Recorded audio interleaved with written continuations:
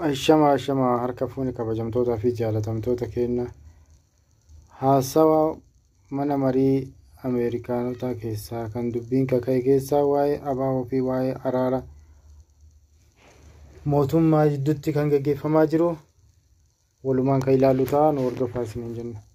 Dursame miseensa mana mareetii fi kutaa Michigaan irraa bakka bu'aa paartii Riippaabilikaanotaa kan ta'an Don Edward Jamsiin tasgabbiin Itoophiyaa imaammata Yuunaayitid Isteetsi kutaa gaanfa Afrikaa irratti hordoftuu fi barbaachisaa akka ta'e kan dubbatanii Joon Jeems Itoophiyaa keessatti haalli dimookiraasii dugugamaa jiraachuu isaatii fi dhiisuu isaa guddinni dinagdee gaaffii keessa galaa jira yoo ta'e erga waliigalteen Piriitooriyaa mallatteeffame asii waraanni Eertiraa ammayyuu Itoophiyaa keessa jiraachuu isaa waa'ee hariiroo Itoophiyaa Chaayinaadhaa fi Yuunaayitid Arab Imireet waa'ee Itoophiyaan garee BRICS jedhamu isa Chaayinaan fi Raashaan keessa jiranu keessatti makamuu ilaaluu irratti dubbatanii jiru. Joon Jeemsitti aansuudhaan kan dubbatanii fi warreen ibsa kennuudhaaf dhiyaatanii fi gaaffii kan dhiyeessanii bakka buutuu kutaa Kaalifoorniyaa kan ta'an Saaraa Jaakobs. Waliigalteen nageenyaa Piriitooriyaa erga mallatteeffame waggaa tokko ta'uu isaa kan ibsan Saaraa Jaakobs walitti bu'iinsa naannoo Oromiyaa, Amaaraa fi Affaar keessa jiruun sarbiinsi mirga namoomaa itti fufuu isaa dubbatanii Itoophiyaanota gidduutti itti gaafatamummaanii fi araarri akka jiraatu gaafatanii jiru.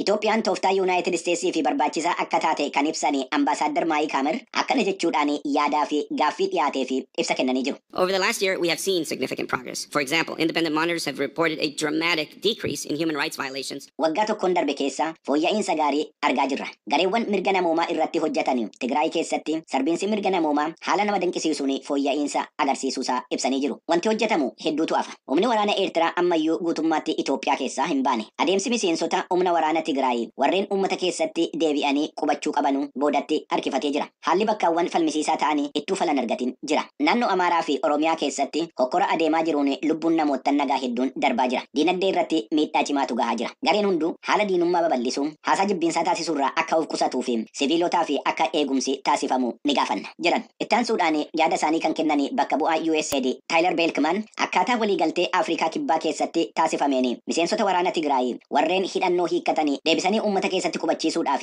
dhaabbanni isaanii USAID'n akka hojjechaa jiru. Itoophiyaa keessatti marii nageenyaa hunda hirmaachisaa ta'e taasisuu irratti USAID'n akka gargaarus himaniiru. Waa'ee gargaarsa namoomaa irrattis yommuu dubbatan.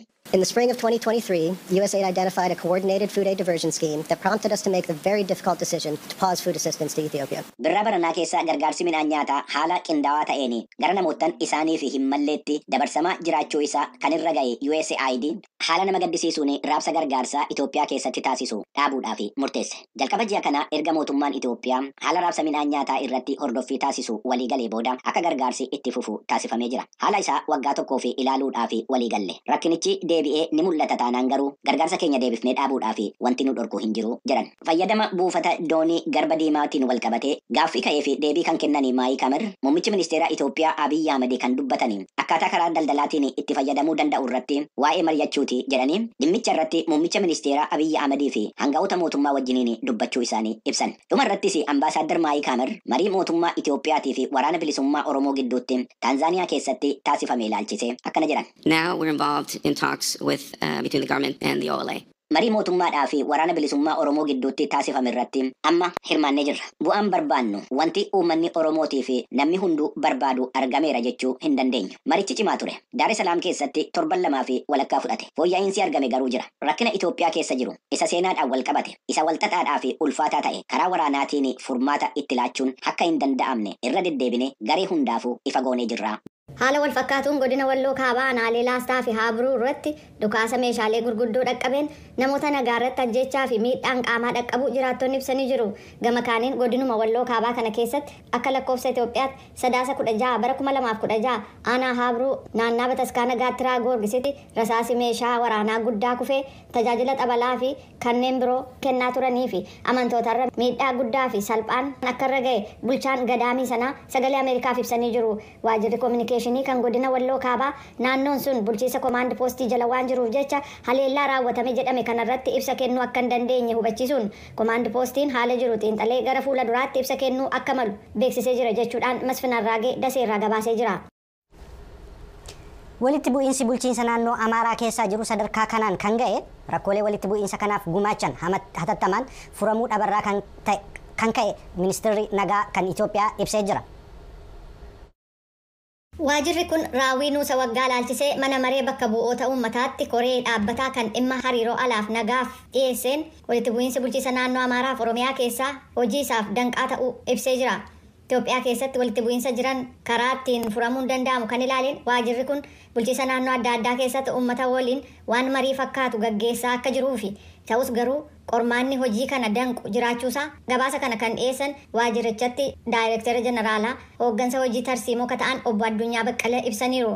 Gabaasaalee dhiyaate kana booda dhaabbatooti amantii maanguddoota biyyaa akkasumas bakka bu'oota jaarmoota siviikii dhimmi kun nu ilaallata jedhan biraa gaaffileen kan dhiyaatan ta'us koreen dhaabbataa kun sabaahimaan galma sana keessaa akka ba'an waan taasiseef jecha gaaffilee dhiyaataniif deebii kenname argachuun hin danda'amne. Ta'us garuu gaazexeessota waliin yeroo gabaabaaf kan wal argan ministeera nagaa keessatti deetaa ministeeraa akka ta'an obbo Taayyee Danda'a walitti bu'iinsi naannoo Amaaraa ituun ka'in dura ittisuuf waajirri keessan maal hojjete jechuudhaan gaaffii dhiyaateef ennaa deebisan waajirri isaanii haalli bulchiisa naannoo Amaaraa keessatti walitti bu'iinsa hordofsiisuuf dhiibaa jiran dursee akka adda baafatee ture ibsanii yaada dhiyaate kana simatanii deebii hatattamaa ta'uu qabu kennuu dhabarraa walitti bu'iinsi kun sadarkaa kanarra ga'ee jedhan.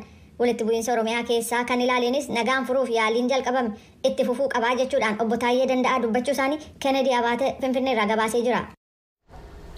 Amantoonni kiristaanaa Ortodoksii waggaa waggaan sadaasa 21 kan kabajan ayyaanni Aksum Tsiyoon waggaa 4 booda yeroo jalqabaatiif amantoonni 100,000 hedduutiin lafa argamanitti kabajamee jira. Nagaan argamuu isaan ayyaana kana kabajuu dandeenye ka jedhan amantoonni nagaan jajjabaachuu akka qabus ibsaniiru. Ayyaana kana irratti argamuuf jecha bulchiisa naannoo Tigraay bakka adda addaa akkasumas naannolee Itoophiyaa bakka garaagaraa irraa amantoonni dhufan argamanii jiran. Ayyaana kana irratti kan argaman pireezidaantiin bulchiinsa yeroo ka bulchiisa naannoo Tigraay obbo Geetaachoo Raddaa ayyaanni Aksum Tsiyoon kun mataa ayyaana waggaa kanneen birooti jedhanii warra amantii kana hordofanis ta'ee kanneen biroo ayyaana guddaa irratti argamanidha jedhan. Magaalaan Aksum haala gaariin taane sana keessaa baatee namoonni hedduun walitti dhufuun ayyaana kana keessatti kabajaa jiru ka jedhan obbo Geetaachoon fedhiin dadammaqiinsaa kan akkasii kun itti fufuu qabaa jedhan. Waggaa 3 dura guyyaa kanatti magaalaa Aksum keessatti waraanni Eertiraa miidhaa dhaqqabsiise jedhanis haasawaa isaanii keessatti kan kaasan obbo Geetaachoo Raddaa murtiin haqaa akka kennamuufis ni qabsoofnaa jedhaniiru. Magaalaa Aksum keessatti waggaa 3 dura badii raawwatame jedhamee himannaa dhiyaatu kan mootummaan Eertiraa soba jechaa tureera.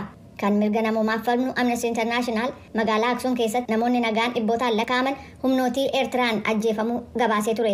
Rakkoo diinagdee hawaasummaa fi nageenya Tigraay keessaa akkasumas dargaggoonni abdii kutachuudhaan godaanuu fi dirqamuu isaanii beelaanis namoonni du'aa ka jiran ta'u obbo Geetaachoo Raddaa haasawaa isaanii keessatti kaasanii jiru jechuudhaan Mulugeetaa Asbahaa Maqaleerraa gabaasee jira. Weellisaa beekamaa walleelee gosa pop kan ta'e Michael Jackson kaasuun beekamu burushii isaa halluu cuuphee fakkii ittiin kaasu gara Afrikaatti fuulleeffatee jira. Liisa Brighton agarsiisa kana magaalaa Paarisitti deemtee kan daawwatteettu gabaasa ergite jaallanneetu dhiyeessa. Agarsiisi yookaan egzibishiniin mata dureen isaa Image of Power jedhu pireezidaantota Afrikaa duraaniif ammaa 11 kan agarsiisu yoo ta'u kunis ija seenaa fakkii kaasuu Awurooppaatiin aangoo isaanii kan qoratudha. Fakkiin pireezidaantii Riippaabilikii Demokiraatawaa Koongoo kan Feeliksi Tshisekedi biyya isaanii keessattis ta'e biyya alaa keessatti beekamaadha. Garuu lammiileen Koongoo hedduun asitti arguun isaanii isaan ajaa'ibuu danda'a. Artistiin lammii Ameerikaa hidda dhalata gurraachotaa ta'e Kihinde Wali agarsiisa kana duuba waan yaadu ennaa ibsu. I'm trying to look at the African presidency in images. Because there is no tradition of it. There is no history surrounding it. Pireezidaantummaa Afrikaa keessaa suuraan ilaaluuf yaalaan jira. Sababiin isaas duudhaa yookaan aadaan kanaa waan hin jirreef. Seenaan kana waliin hidhata qabu yookaan marsee jiru hin jiru. Seenaan tokkichi jiru olaantummaa aadaa warra Awurooppaa gama dhihaa akkasumas olaantummaa qofatu marsee jira. Agarsiisa kanarratti pireezidaantota duraanii kan Naayijeeriyaa Olusegun Obasanjoo, pireezidaantii Giinii kan aangoorraa kaafaman kan akka Alfaa Koondee fi kanneen amma aangoorra jiran pireezidaantii Gaanaa Naanaa Akuufo-Aadoo dabaluun agarsiisa kana qopheessuuf waggoota kurnaa ol fudhate. Artist Kihinde Wali akka jedhutti pireezidaantotaaf kitaaba fakkiiwwan suuraa aadaa kan warri dhihaa yaada akka irraa argatan yookaan immoo akka tuffataniif kennee jira. Mata dureen agarsiisa kanaa Image of Power kan jedhu yoo ta'u mata duree waan wal xaxaa ta'ee qorata. The maze of power is the maze that's being run by me, the artist, but also by the sitter. Aangoon boqqolloo kan boqqollooti. Ana isa aartistiin gaggeeffamaa jirudha. Garuu nama suuraan isaa ka'e sanas ta'uu mala. Akkamitti akka ilaalamuu barbaadan kan murteessu warra fakkiin isaa kaafame sana qofa. Ani murtoo isaan kennaniif deebii qofaan kenna. Artistiin Faransaayii gama kibbaa keessa jiraatu Oliver Keenibrew agarsiisa kana daawwachuudhaan dinqisiifateera. And like we are not get used to like see this kind of portrait. And Suuraalee akkanaa arguu nuuf waan baratame miti. Kun baay'ee nama ajaa'iba. Akka gaariitti kan hojjetame, akka gaariitti kan dibamedha. Namni agarsiisa yookaan egzibiishinii kanarratti argame kabiraan Jeeraald Leelu agarsiisa kana akka namaaf ajaa'ibsiisaa ta'etti kan ibse yoo ta'u maalummaa aangoo fi uumama aartii Waaliin ittiin ibsuu yaale wal bira qabee dhiyeessaa jedheera. Waaliin fakkii Baraak Obaamaa kaasuun Yuunaayitid Isteets keessatti beekamtii guddaa argateera. Agarsiisi kun caalaatti falmisiisaa ta'uunsaan oolu kan keessummeesse Faransaay yoo taatu yeroon isaa immoo miirri farra Faransaay kutaalee Afrikaa keessatti dabalaa wayita jiruutti. Hoogganoonni fakkii isaanii hojjete tokko tokko galmee mirga namoomaaf deemokiraasii ilaalchisee gaaffii keessa jiru. Agarsiisi kunis waa'ee siyaasaa ta'uun qabu ture. Waaliin